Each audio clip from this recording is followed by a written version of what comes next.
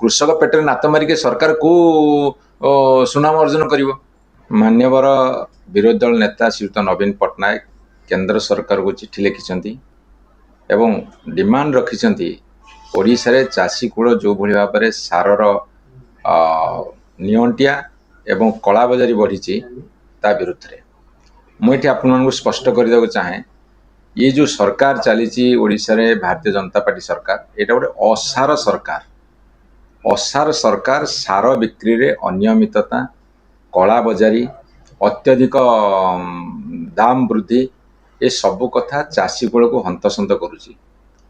मुझे प्रश्न पचार चाहे तुम्हें लोकप्रिय सरकार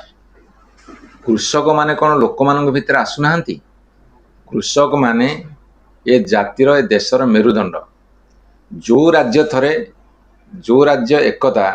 नियंटिया चाउल उत्पादन राज्य थिला सी आज सारा भारत वर्ष रे सरप्लस एवं चतुर्थ उत्पादनकारी राज्य भाव में उभा सेतेबेले चाषी को प्रोत्साहन दवा ना चाषी पेटरे नाथ मारिबा।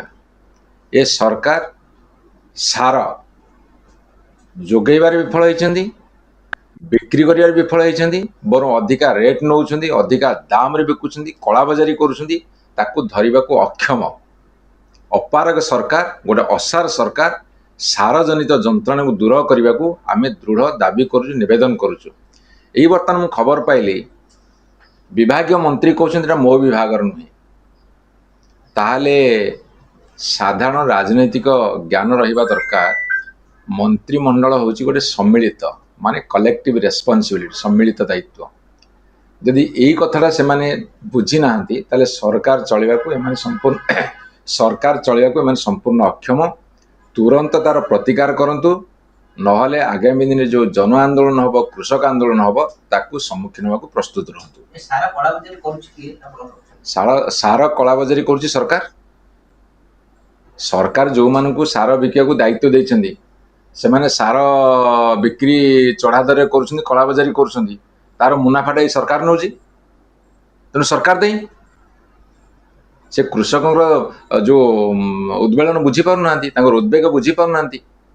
कृषक पेटर नात मारिक सरकार को सुनाम अर्जन कर। तेणु कला बजारी एकमात्र दायी होची भारतीय जनता पार्टी ओडिशा सरकार।